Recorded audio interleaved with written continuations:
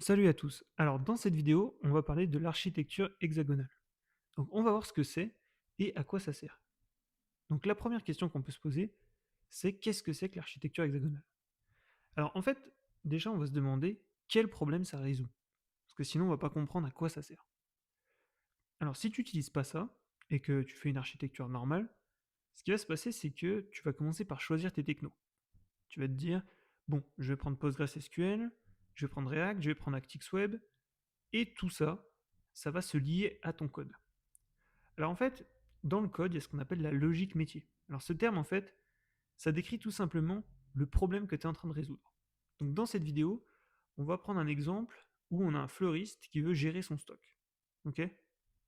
Donc pour faire ça, ça c'est ce qu'on va appeler en fait la logique métier, hein, la gestion du stock de fleurs. Le souci, c'est que si tu n'utilises pas une architecture propre, ce qui va se passer, c'est que ton code il va être lié à la logique métier.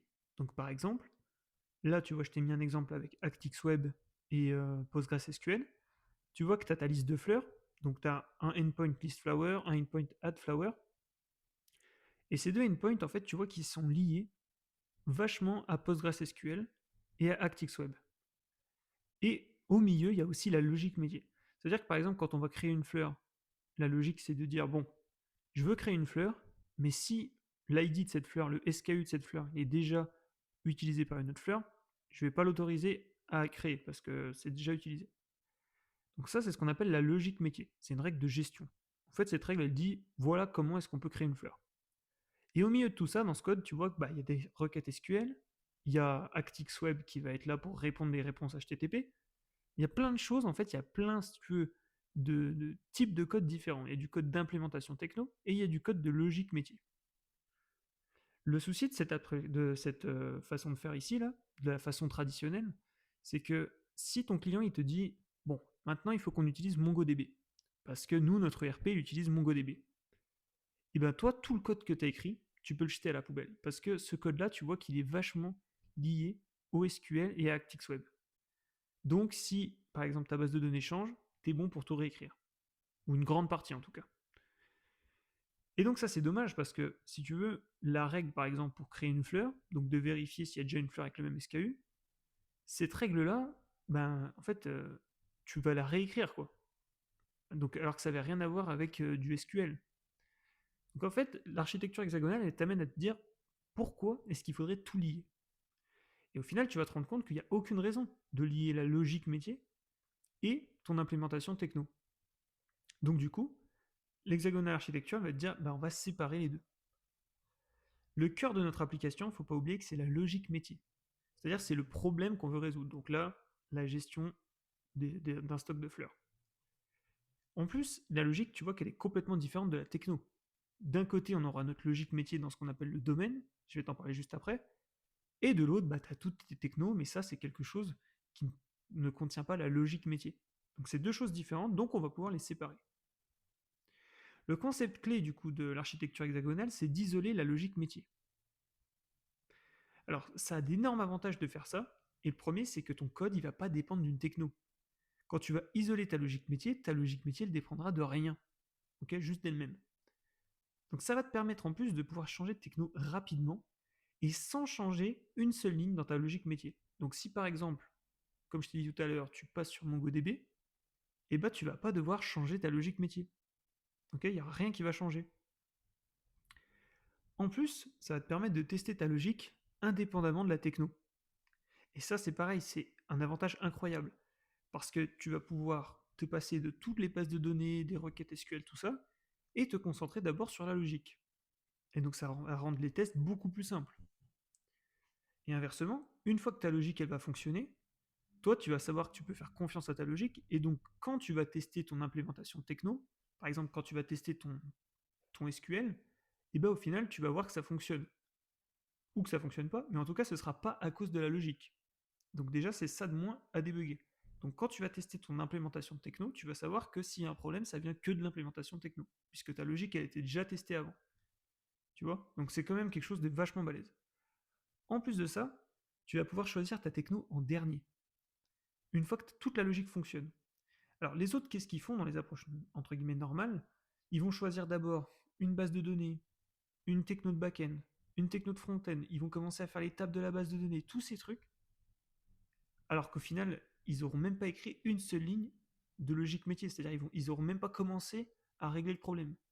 Toi, tu vas pouvoir justement faire l'inverse, commencer par ce qui a de la valeur ajoutée, à régler le problème qu'on te demande de régler, et après à choisir tes technos.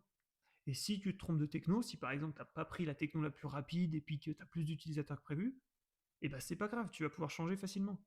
Par contre, ceux qui font l'inverse, s'ils se sont gourés sur leur choix de techno, ça va leur coûter très cher parce qu'ils vont devoir réécrire tout le code dans un autre langage, enfin dans une autre, avec une autre base de données ou avec un autre serveur back-end. Donc toi, tu vas pouvoir avoir le luxe de choisir tout à la fin, et quand même, si tu te trompes, c'est pas très grave parce que ça va pas changer le cœur de l'application, c'est-à-dire la logique métier. Bon, maintenant, on va voir comment ça marche, parce que là, ça a l'air un peu magique, mais on va regarder comment ça fonctionne. Alors, ce qu'il faut comprendre, c'est que toute la logique métier, elle va être contenue dans ce qu'on appelle le domaine. Donc le domaine, c'est simplement un dossier, un package, si tu veux, qui va contenir ta logique métier. Et dans ce domaine, il y a des couches. Alors la première, c'est entité. Donc ça va contenir en fait toutes les entités. Une entité, c'est quoi? C'est juste un truc qui est là pour représenter le problème que tu es en train de résoudre.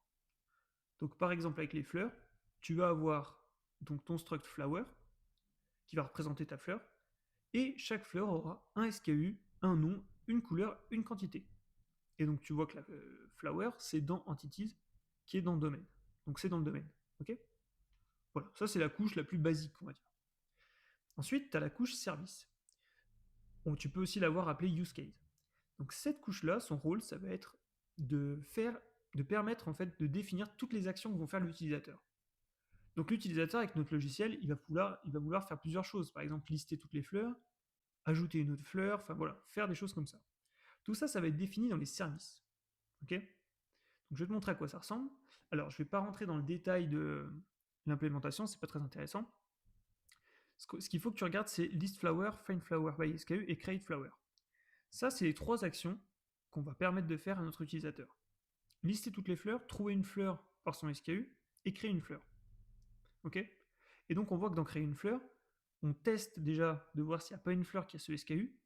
Si c'est le cas, on retourne une erreur, on dit non, tu ne peux pas la créer parce qu'elle existe déjà. Et si c'est pas le cas, on crée de la fleur. Donc ça, tu vois, c'est de la logique métier.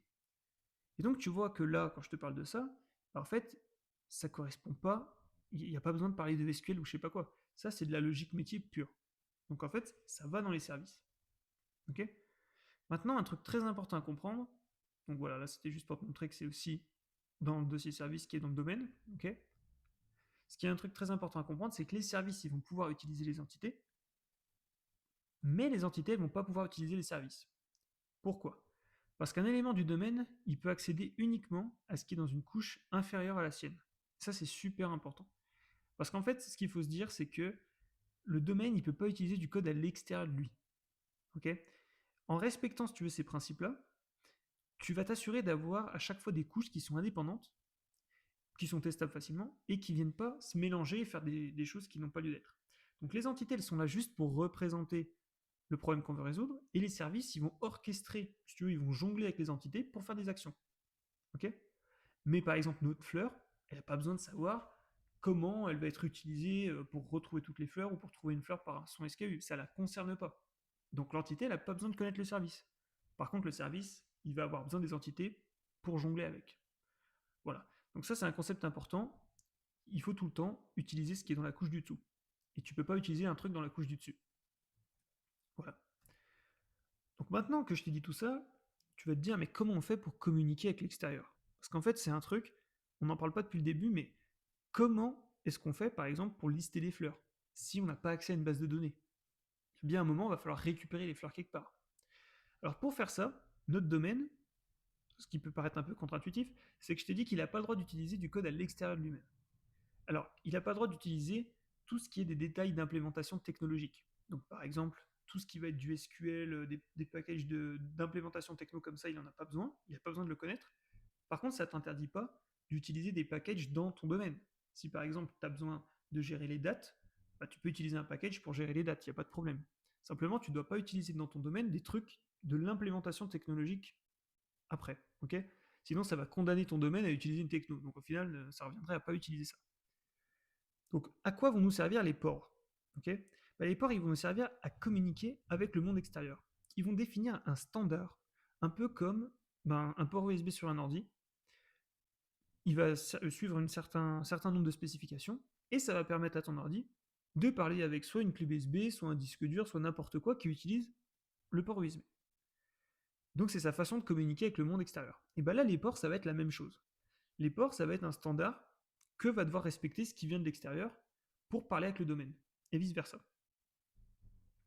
Donc ce qu'on ne voit pas sur ce schéma, c'est que les ports, ils sont au même niveau que les services. Donc les services, ils vont pouvoir utiliser les ports et vice-versa. D'accord? Donc comment ça marche? Donc là, on va créer notre premier port qui est en Rust ce qu'on appelle un trait. Donc c'est une interface. Donc ce trait, tu vois, qui s'appelle Flower Repository. Et en fait, un repository, c'est simplement un dépôt, si tu veux, un stock. C'est quelque chose qui va nous permettre de représenter un entrepôt de fleurs. Ok, un stock de fleurs. Et donc, quelque chose qui va implémenter ce trait Flower Repository, il devra implémenter all, find by SKU et create. Ok, ces trois méthodes. Et à partir de ce moment-là, si quelque chose utilise ces trois méthodes, implémente ce trait Flower Repository, le domaine, lui, il va pouvoir du coup comprendre ce qu'on lui dit. Il va pouvoir parler la même langue que le monde extérieur. Ok? Donc ça, c'est super important à comprendre. Alors maintenant, c'est bien beau tout ça, mais concrètement, comment ça se passe? Ok? Parce que le port, c'est simplement un standard, mais après, il va falloir que quelqu'un aille chercher quand même les données dans une base de données, dans un fichier texte, dans un fichier CSV, enfin bref. Donc pour ça, il y a ce qu'on appelle l'adapteur. Donc l'adapteur, tu vois qu'il est à l'extérieur du domaine. D'accord? Il n'est pas dans le domaine. Parce que lui, il va contenir justement les détails techniques de l'implémentation technique. Donc lui, l'adapteur ici, là, il va aller récupérer chez PostgreSQL, donc dans ta base de données, les données, et il va te les renvoyer en respectant justement le format du port. Donc concrètement, si par exemple ton service, il veut lister toutes les fleurs, il va utiliser le port qui sera respecté par l'adapteur, qui lui va communiquer avec du SQL. C'est comme ça que ça va se passer. Alors je vais revenir sur le code du service pour que tu comprennes en fait comment ça marche. Alors là, tu vois que j'ai le code du service.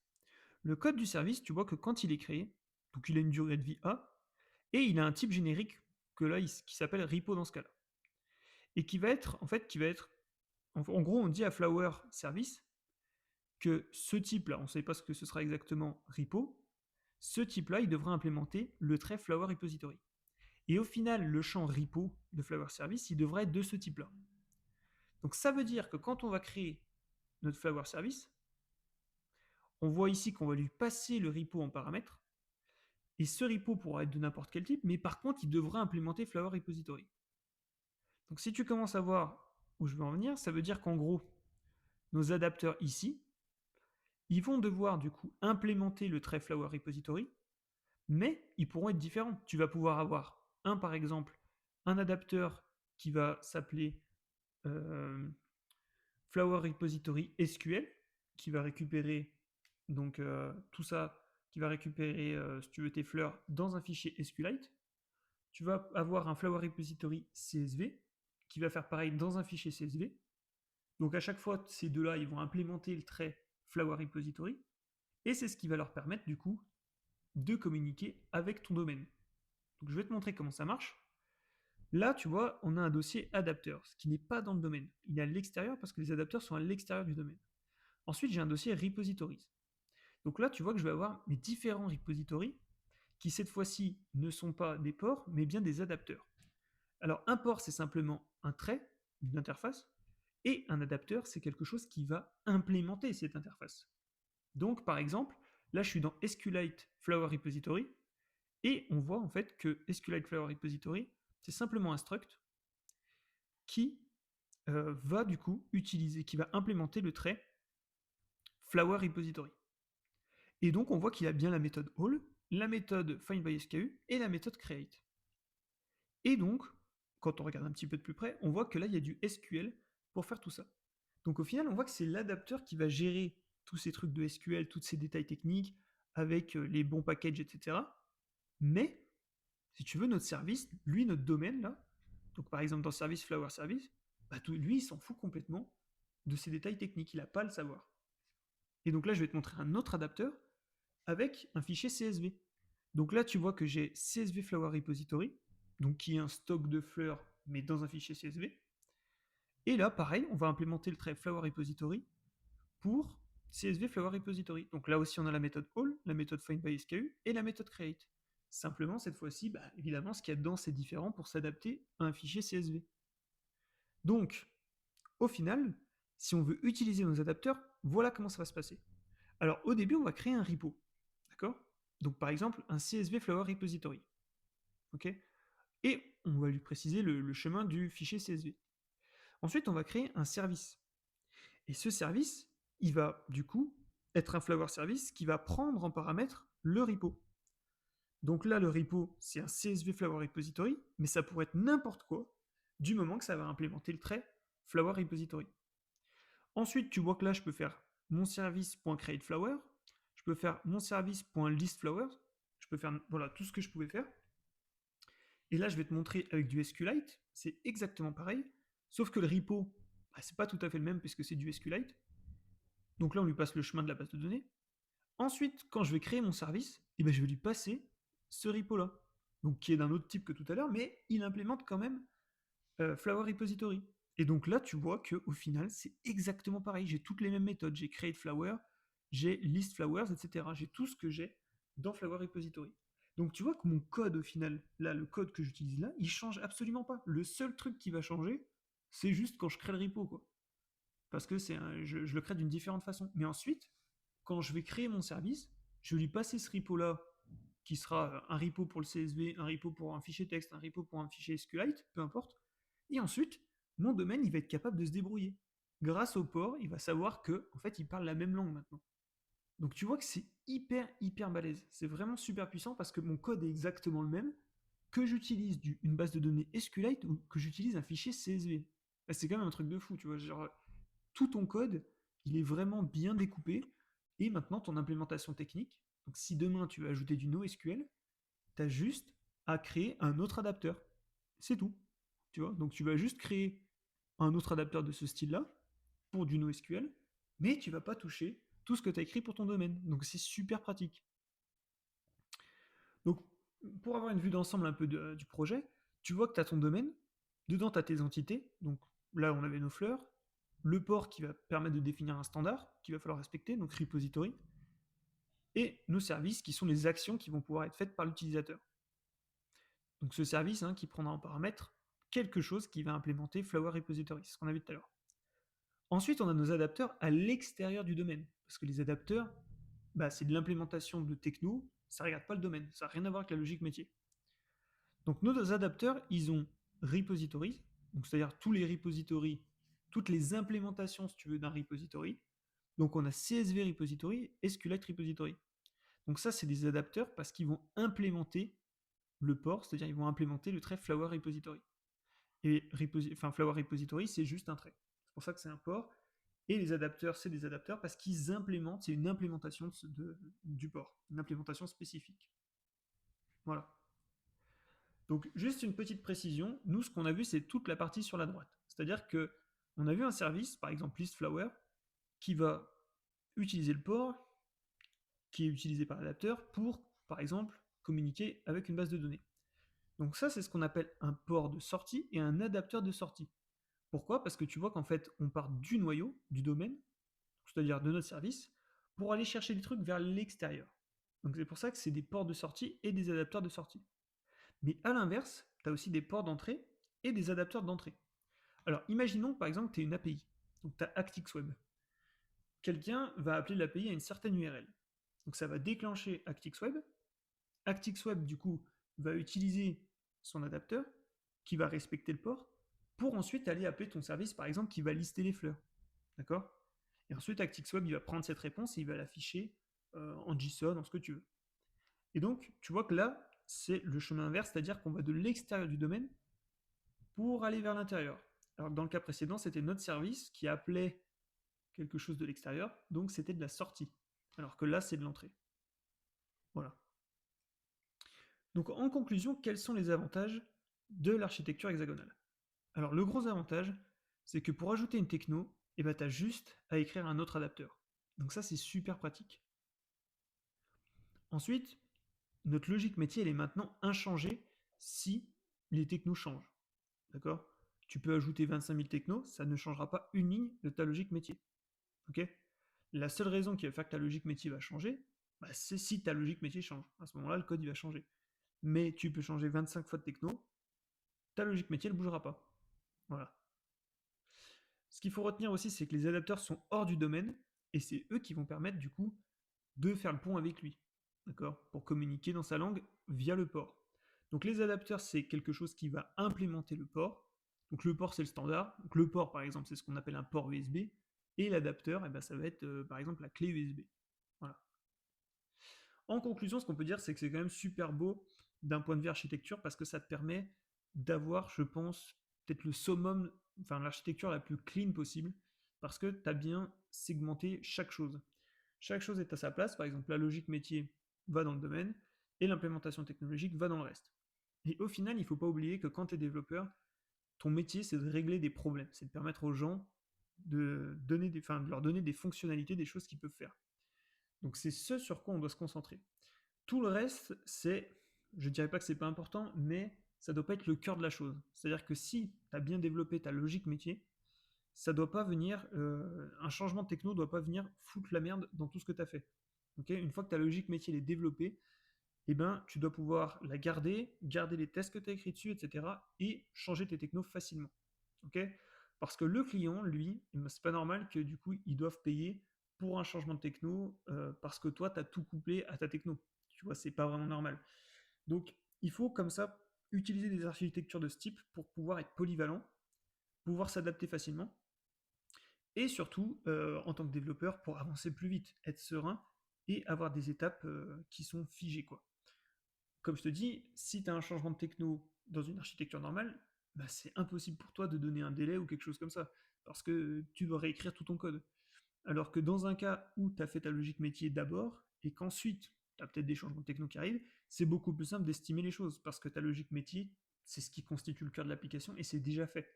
L'implémentation techno, c'est beaucoup plus simple à estimer, puisque ça vient se brancher sur quelque chose. Ok? Voilà, donc c'est tout pour cette vidéo, j'espère que ça t'a plu, que tu as appris des choses. Si c'est le cas, n'hésite pas à me le dire en commentaire, moi ça me fait toujours super plaisir. Et je pense que je ferai d'autres vidéos sur ce sujet si ça vous plaît, pour rentrer un peu plus dans les détails. Donc là, en 20 minutes, je ne pouvais pas parler de tout, c'était pas le but.